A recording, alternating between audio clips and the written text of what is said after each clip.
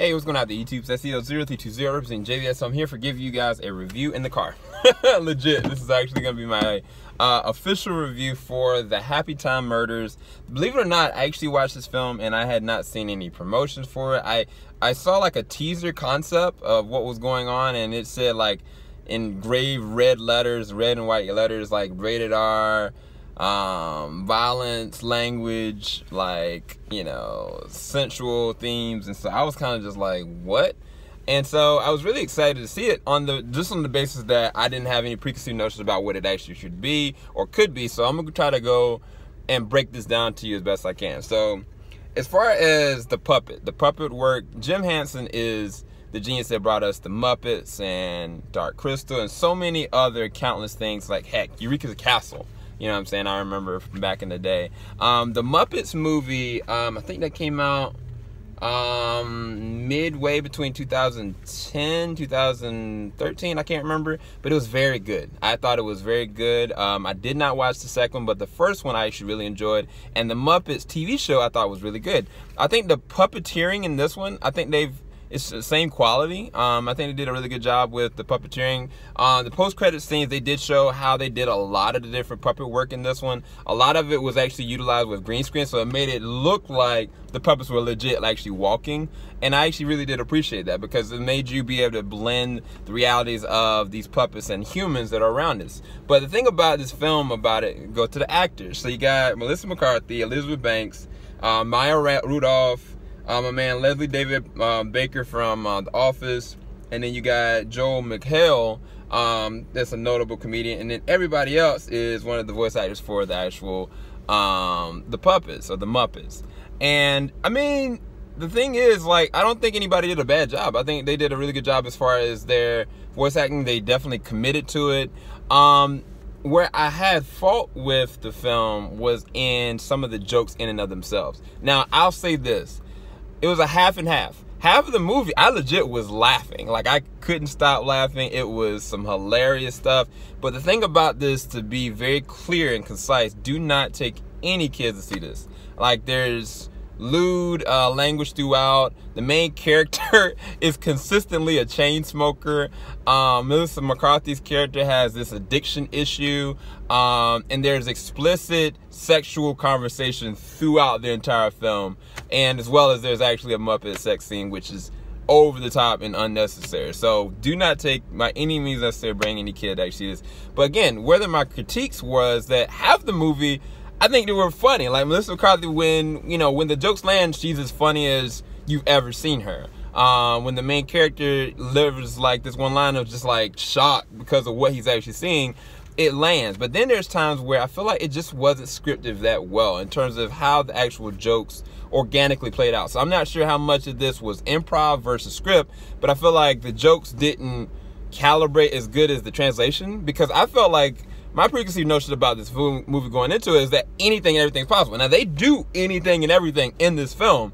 Absolutely. Like, there's gunshots, there's like Muppets dying, there's people dying, like there's a lot of things.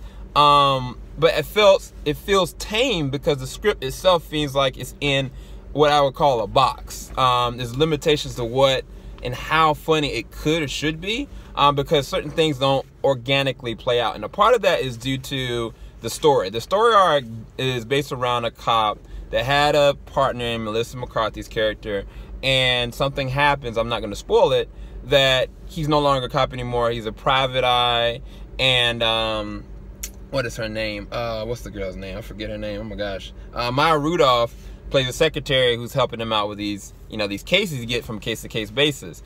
What you come to find out is that the reality in the world, which is really interesting about the concept of this film, is that everybody has this racial bias towards humans versus puppets.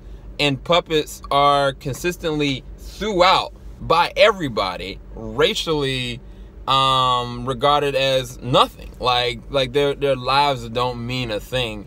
And there can be a correlation to, ethnic racism, different social biases, gender biases, but it doesn't directly explicitly go that route. It more so goes and sits on the story arc of what happened with this group of this TV show that starts to automatically just start getting murdered off. And so they stray this far line of like, you got this great concept of humans hate or are racially just feel like they can just treat Muppets like they're nothing, because they literally are nothing but like stuffed animals, or not stuffed animal, but stuffed beings, so to speak. But it's like they don't go anywhere with that. And I think that because they don't go anywhere with that, you don't have fun with those notions other than from shock value. So there's certain shocking things that do happen, and you're like, wow, I can't believe that they did that to that Muppet. Wow, I can't believe they actually allowed that to happen. There's legit, there's one of these murders where like one of the Muppets gets like disemboweled. That's all I can really say. And it's messed up the way that the humans even treat it after the fact. You know what I'm saying? I think it is interesting, the murder mystery side of things, and how they actually do allow there to be an actual concept and a kind of a twist towards the end. And I didn't see it, but it's like the ratchetness keeps you from like being too invested in that, versus like if they had just kind of made, I think one of my friends had alluded to this, they had took like the tropes of like Law and Order or like Luther or something like that and went dark that way, and just kept the same exact, you know, non-limitation that you got with this rated R kind of film, I think it would have serviced it a little bit better. But when the jokes land, they land pretty well. Melissa McCarthy does a great job. I think the Muppeteering does a really good job. I just think that it could have been so much better, and I think it kind of like alluded to me, because I was kind of just like had these interesting expectations and it just kind of didn't fall the way I thought it would. So I'd rate this maybe a 6.5, 6 out of 10.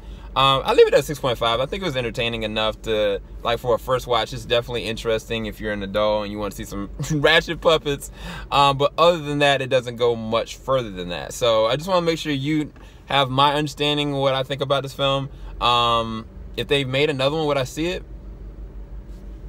If the story was where it needed to be, then maybe. I guess that's the way I can kind of put it. But yeah, let me know what you guys think about it if you've actually seen it. Keep it locked. JVS, we ain't gonna stop. Y'all have a blessed night, this day. I'm getting out of this car. Peace.